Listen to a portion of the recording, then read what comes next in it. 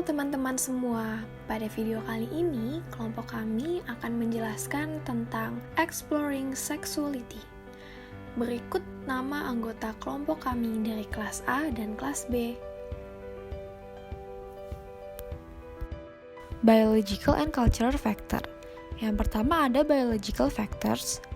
Ada dua kelas utama hormon seks, yaitu estrogen yang mendorong perkembangan karakteristik wanita dan androgen yang mendorong perkembangan fisik pria. Kelenjar pituitari di otak memantau kadar hormon tetapi tetap diatur dengan sendirinya oleh hipotalamus. Kelenjar pituitari mengirimkan sinyal ke testis atau ovarium untuk memproduksi hormon. Kemudian, kelenjar pituitari melalui interaksi dengan hipotalamus mendeteksi kapan tingkat optimal hormon tercapai dan mempertahankan tingkat ini.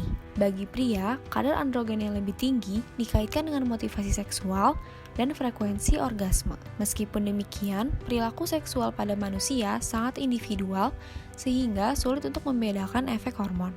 Yang kedua ada cultural factors. Motivasi seksual juga dipengaruhi oleh faktor budaya. Ada beberapa budaya menganggap kesenangan seksual sebagai hal yang aneh atau tidak normal. Seperti orang-orang yang tinggal di pulau kecil Ignis Beak di lepas pantai Irlandia. Mereka adalah beberapa orang yang paling tertekan secara seksual di dunia. Mereka tidak tahu apa-apa tentang ciuman, mereka membenci ketelanjangan, dan sebagainya. Sebaliknya, pada budaya Manggayan di Pasifik Selatan, anak laki-laki diajarkan tentang masturbasi dan didorong untuk terlibat sebanyak yang mereka suka. Pada usia 13 tahun, anak laki-laki menjalani ritual yang memulai mereka menjadi pria seksual. Pada akhir masa remaja, orang Manggaya berhubungan seks hampir setiap hari. Motivasi seksual kita juga dipengaruhi oleh skrip atau naskah seksual, yaitu pola ekspektasi stereotip tentang bagaimana orang harus berperilaku seksual. Dua naskah seksual yang terkenal adalah naskah agama tradisional dan naskah romantis. Dalam naskah agama tradisional, seks hanya bisa diterima dalam pernikahan. Seks di luar nikah adalah hal yang tabu, terutama bagi wanita. Dalam naskah romantis, seks identik dengan cinta.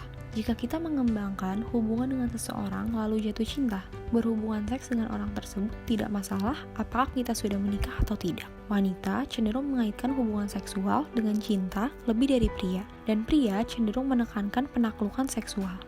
Beberapa skrip seksual melibatkan standar ganda. Misalnya, tidak masalah bagi remaja laki-laki untuk berhubungan seks, tapi tidak untuk perempuan. Dan jika perempuan hamil, itu dianggap sebagai kesalahannya karena tidak menggunakan kontrasepsi. Selanjutnya, bagian kedua, sexual orientation. Yang pertama, ada heterosexual attitudes and behavior. Ada suatu studi di Amerika tahun 1994 tentang seks. Studi ini mengungkapkan bahwa kehidupan seksual orang Amerika lebih konservatif daripada yang diyakini sebelumnya. Lalu, perilaku seksual diatur oleh pernikahan dan monogami bagi kebanyakan orang Amerika. Pria dilaporkan memiliki sedikit lebih banyak pengalaman seksual dan sikap yang lebih permisif daripada wanita mengenai sebagian besar aspek seksualitas. Pria mengatakan bahwa mereka lebih sering melakukan masturbasi, penggunaan pornografi, dan seks kasual. Dan mereka juga mengungkapkan sikap yang lebih permisif tentang seks kasual daripada rekan wanita mereka. Semua media dan perhatian publik banyak yang diarahkan pada aspek negatif seksualitas, seperti kehamilan remaja, infeksi menular seksual, pemerkosaan, dan sebagainya. Penting untuk kita garis bawahi bahwa penelitian sangat mendukung peran seksualitas dalam kesejahteraan. Misalnya, dalam sebuah studi Swedia, frekuensi hubungan seksual sangat terkait dengan kepuasan hidup, baik untuk perempuan dan laki-laki. Selanjutnya yaitu Sexually Orientation and its Sources.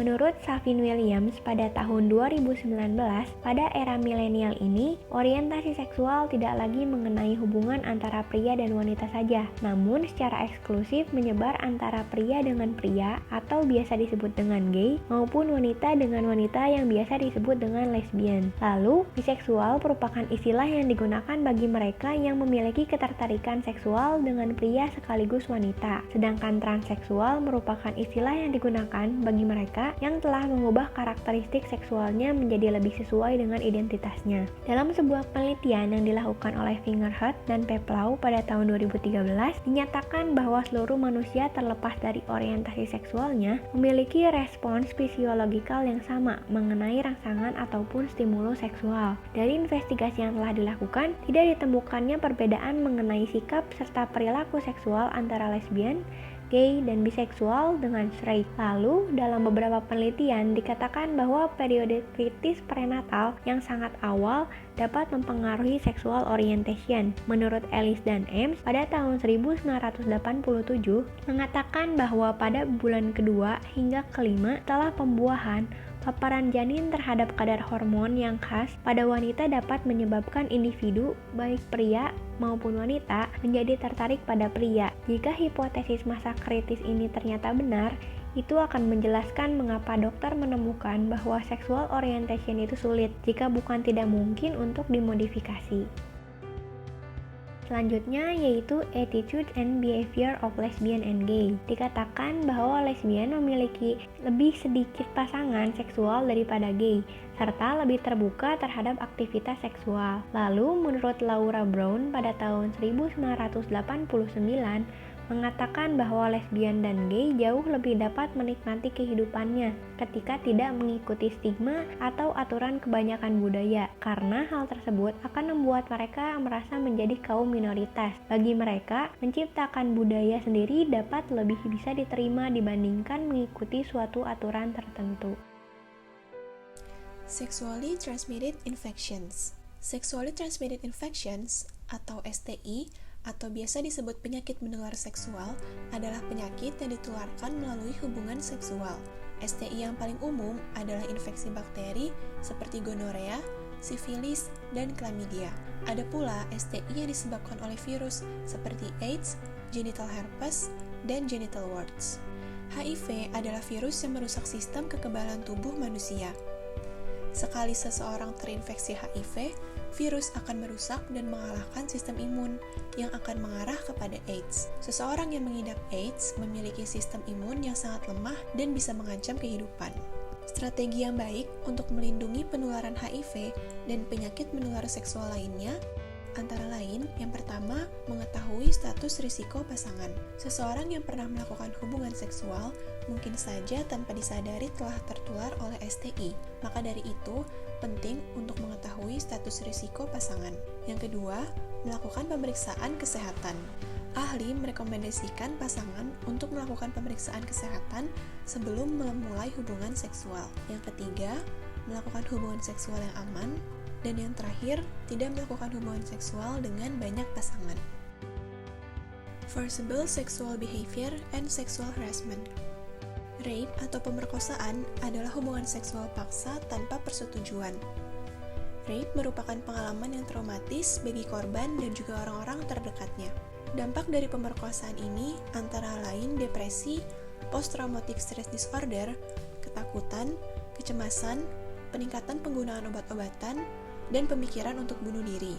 Pemulihan akan sangat bergantung kepada coping abilities korban, penyesuaian psikologis, dan dukungan sosial dari orang tua, pasangan, orang terdekat, dan juga profesional. Sexual harassment. Pelecehan seksual merupakan perwujudan dari kekuasaan satu orang atas orang lain. Bentuknya beragam, seperti kontak fisik, menepuk, menyentuh badan, secara terang-terangan, dan juga serangan seksual. Pelecehan seksual mengakibatkan masalah psikologis yang serius pada korban. Dalam sebuah studi pada 1.500 mahasiswi mengungkapkan ketika mereka dilecehkan secara seksual, mereka mengalami peningkatan psychological distress, penyakit fisik, dan juga eating disorder. Dibutuhkan perbaikan dalam lingkungan kerja dan akademik untuk membantu memberikan kesempatan bagi orang-orang untuk mengembangkan karir dan pendidikan dalam lingkungan yang bebas pelecehan seksual.